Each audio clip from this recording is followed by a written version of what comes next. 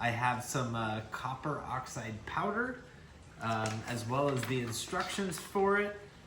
If you're looking to get this, the Art by Queen of Hearts on Etsy does sell this and includes a really awesome instruction to it. We're going to use 6x6" pieces. A lot of my members in the studio have been doing bigger stuff and other things, so we're going to show you how this works. I hope you enjoy it, and it's a really cool material to work with because it creates really cool effects in your glass. So let's dive on in. All right, everyone, we've got our copper oxide. We've got a small cup to mix it in and some water. That's what we're going to use today. The beautiful thing about the instructions you get, it includes a kiln schedule. It includes how to mix it, everything you need to know. So Art by Queen of Hearts on Instagram. It's fantastic. A lot of my members have bought from her and loved it. So definitely check her out if you want to get this material. We are using 3mm 6x6, and we're going to cap it. This does have to be capped, otherwise you do not get any kind of effect. And to start, she does recommend a 1/4 teaspoon for most projects. I'm going to save it for whatever I don't use. But when you're using it, you may be a little more careful. You may have a measuring spoon. I don't have one today, so I'm just going to mix it by hand. And she does recommend that it should end up like acrylic paint when you mix it. So I'm just going to use the back of the paintbrush I have. Shouldn't be too thin, shouldn't be too thick. There's also, again, great instructions with how to mix this, what to look for, and different thicknesses that you could add to your project. So that's what's great. It's so nice to have someone that provides a material and also gives you instructions on just how to use it. It's a little thin here, so I'm gonna add just a little more of that copper powder oxide.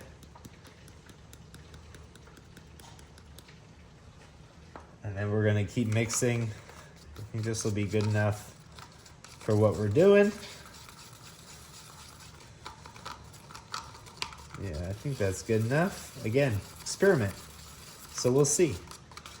I've watched a lot of my members do this. Paintbrush is going to be great. And how you brush it on also will determine what it looks like after. You don't want to do this too thick is what I found. It gets a little funky when you do it really thick. But that's up to you. We're going to experiment. We're going to do it in this fashion. And if you don't like it, well, do it yourself. Check out this material. We'll see what we create after. Paintbrush, of course, spreads it around a little funky. So we may or may not like the result. You may take more time. I'm just here to show you. And we'll be able to see a cool before and after of some of the thicker parts of this, maybe some of the thinner parts as we're laying this out. Maybe we'll go a little thinner on this side here. So I'll make sure to take a before and after so you can see just how that looks. It kind of just makes lines.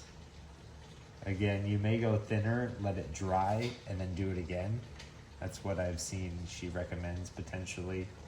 If you want a little more even, you might use a sponge. You might find another material or style a little better than the paintbrush, which tends to, as you can see, just kind of spread it or take it with it. So we're just gonna go with it. We're gonna do that. We're gonna cap it, and then we're gonna throw it in the kiln, and we're gonna see what happens. So we're just gonna do one for now. I got an extra, but I wanna see. You can let it dry. She says you don't have to. So this is our piece. and we'll throw it in the kiln and see what happens. For this experiment, I like to use bullseye paper. Use what you want. I've got my capped piece. Now you can see it kind of spread a little more evenly. So we're gonna put that in the kiln on the paper so it's not gonna spread over. And we're gonna go ahead and start this baby. Full fuse is gonna be the best way to get the results. So let's close it down, start her up. All right, everyone, so we did the first experiment of using the copper oxide in between layers. We did come out with a really cool piece. On this first one, again, to recap, we laid a decently thick layer on, and then I put the cap on right away before it was dry. So for this second part of the experiment, we're gonna do a thinner layer. We will let it dry, and then we'll add the cap on top. And this is because you can see where there's a few thinner layers, you actually get a lighter blue, and the bubbles will be a little more spaced out rather than close together. Now you may end up with some bigger bubbles in here. We're gonna show you after I do the second one what to do with this. You could either shape it or, like I'm gonna do, break it up into beads because they do make really cool beads or jewelry or whatever else you may think. So let's go ahead, dive in. We'll add that thin layer, let it dry, and then we'll put it back in the kiln and we'll see how it turns out with this second result. The part two, we've got our copper oxide mixed with the water. Now I may be doing this wrong because I'm not measuring it. It might be a little thin, but we're gonna give it a try. Again, you can see kind of more up close. The bubbles are very close together. It's pretty dark. We're gonna shoot for this lighter part here that you see and see if we can't get that by doing a lighter layer and then also letting it dry. So you can see it's still pretty thick there, so we're gonna thin it out as we go. You may get some variation. Again, as I'm learning with a paintbrush, it doesn't exactly make it easy or a completely even layer to spread. You know, maybe a sponge would work better or something else. But here we are, just testing it out. That's why it's an experiment, so excited to see how a lot thinner layer will turn out on this.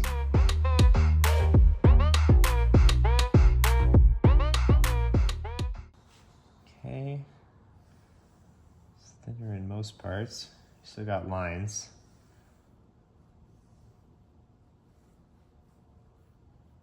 All right, and then one other thing I'm gonna do, we're gonna try to avoid getting a big bubble in the middle.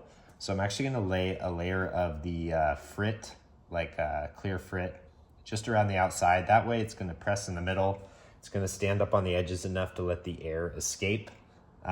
It's also in the instructions that she gives because that's a way, especially when I do thicker pieces that are multiple layers, it's a way to get the air out of the glass so you don't end up with it showing up or trapping large bubbles. All right, kaboom.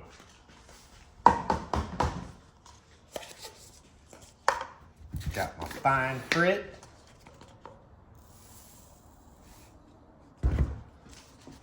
Cup's gonna do the trick. Again, we're also gonna let this dry, so that'll help not change the texture or not be textured quite like this, which may be a good thing, but I wanna just show you a few different ways that you may use this powder because it is super cool. It's a great effect on the glass.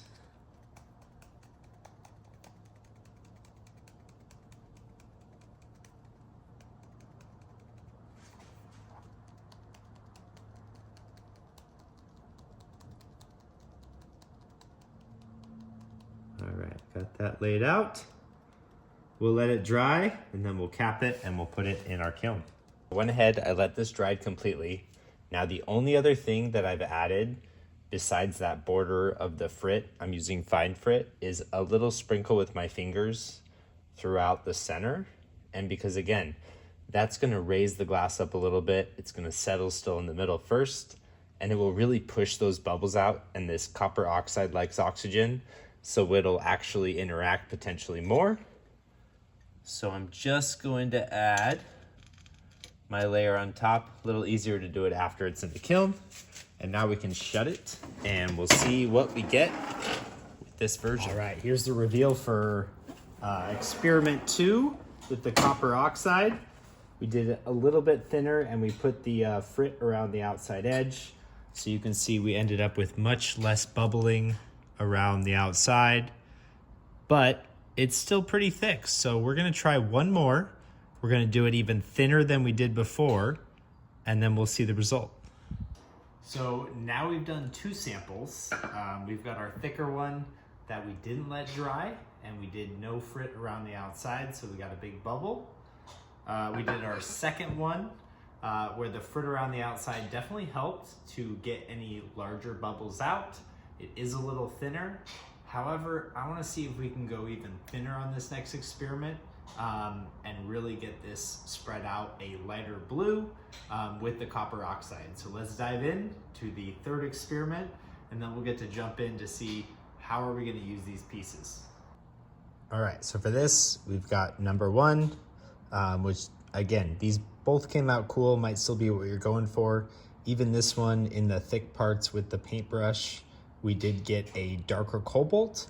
We're gonna really try to go as thin as possible to see if we can get this to be even lighter, a little more even bubbles, and we'll see what happens, and then we'll work with it and see where it goes. So you can see it's pretty dark.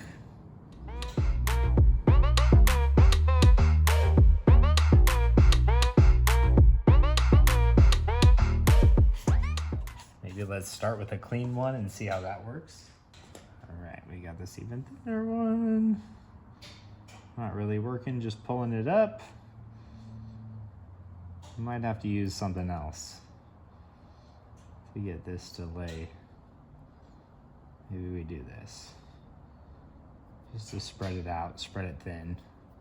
Again, see what happens. Might be a cool effect. So there we go. We'll give this a try. The darker parts, again, are gonna be very heavy, a little darker blue, so we'll see what happens. We are gonna let it dry. We are gonna put our frit around the outside, so we'll let it dry, we'll put it in the kiln, and then we'll get to see what happens. Now that this one is fully dry, I'm gonna go ahead and add some clear frit. This is the fine frit that I'm adding. Again, still adding it around the edge a little thicker, and then some little sprinkles in the center just to get out those big bubbles. I have a feeling this is still a little thick, but the design I think will look really cool after we're all done. So we're gonna go with it. You may do it different. You know, if you do end up using this material, this copper oxide, definitely feel free to post a picture. Love to see it. I know a lot of my members have used it.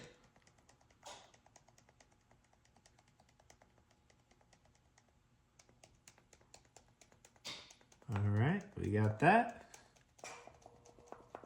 And we're just gonna go ahead, load it in the kiln, and then again, cap it. But wait, because otherwise we might jostle this around. So we'll load it in, and then we'll get it started, and we'll have another sample.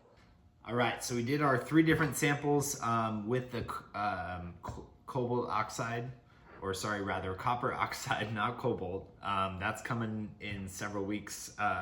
It's a little bit different of a color, so it won't be quite as blue. It's a little more purpley blue.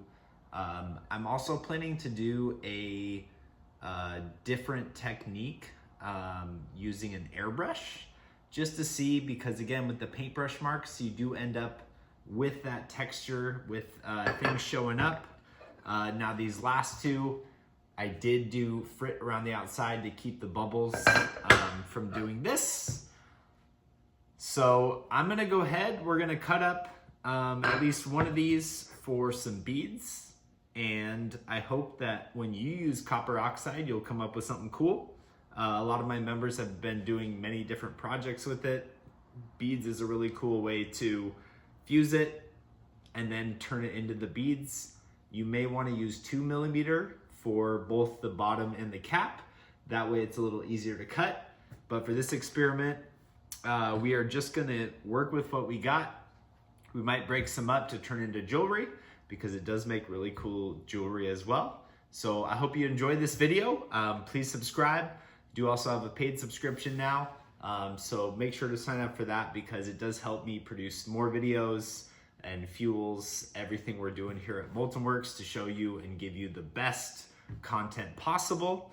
And if you have other videos you'd like to see, definitely reach out, let me know, because I'm happy to post many or any other videos that you may want to see to help you be more successful with your kiln, maybe at home or wherever you may use it.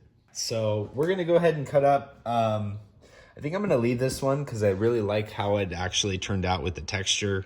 Again, future video, airbrush, see if I can get a even layer on here. So that, we're just gonna go ahead and shape.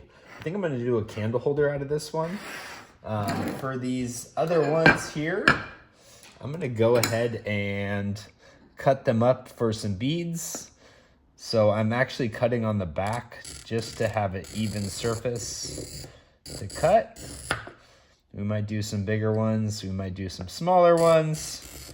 We'll kind of do a variety here. You may want to use a board for this, depending on your cutting skill level.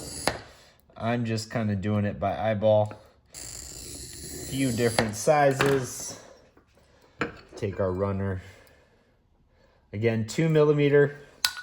We'll make this a lot easier than what you see here. I use 3 millimeter glass for this. Don't really have an issue with it, so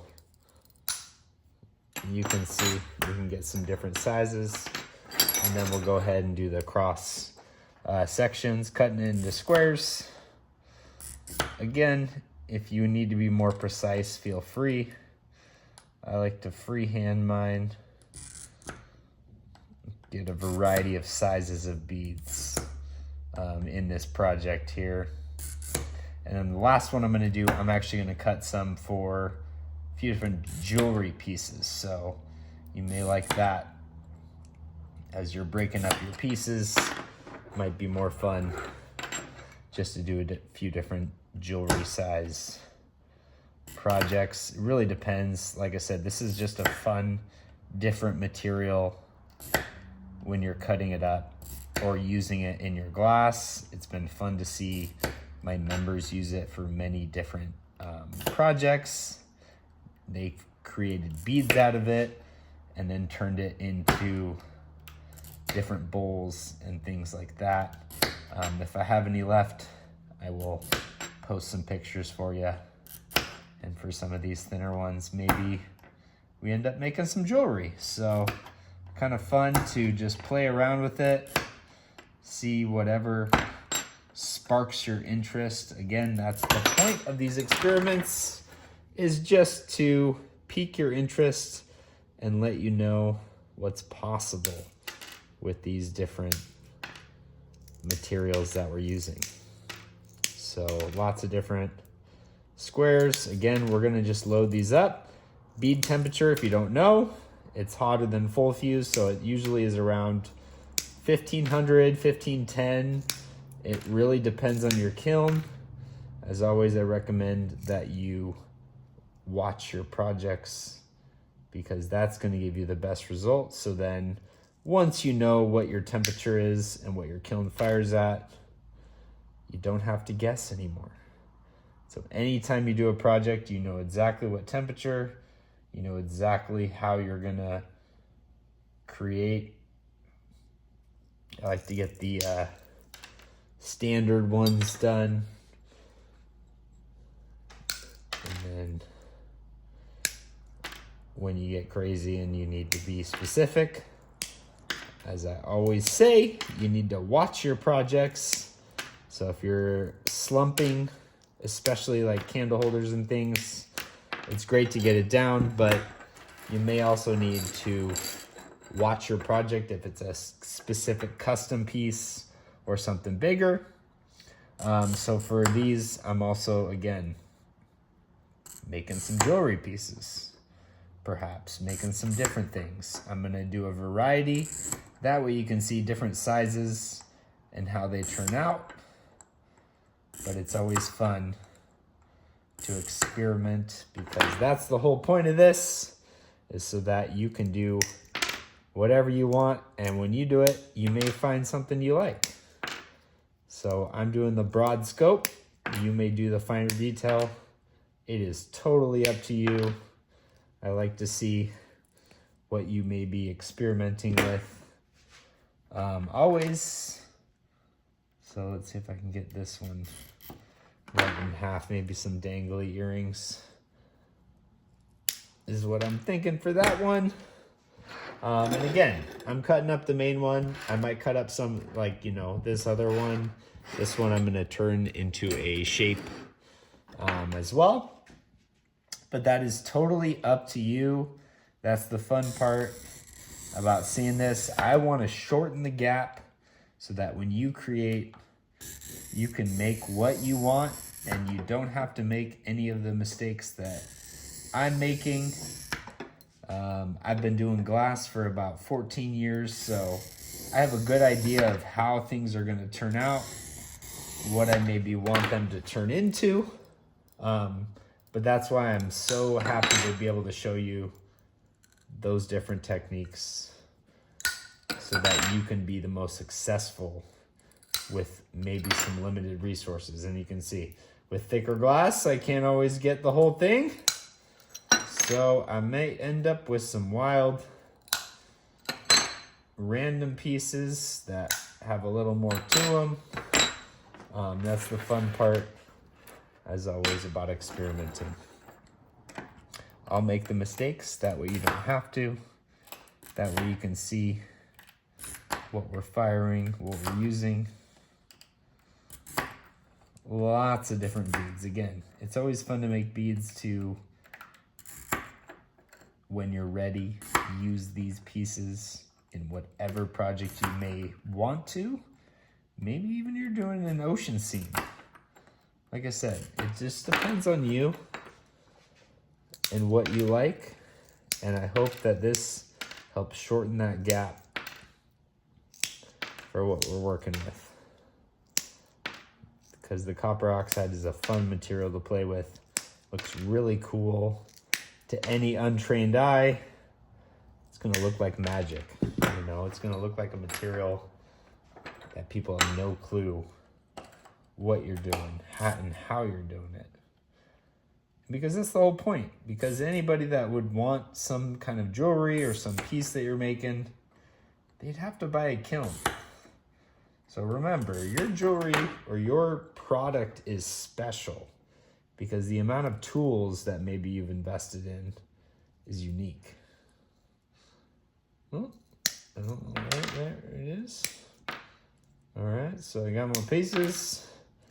I'm gonna leave the rest of these maybe strips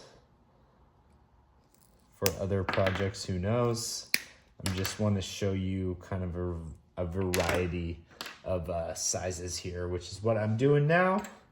And again, and then I'll have plenty of leftovers for any future projects that I decide to create.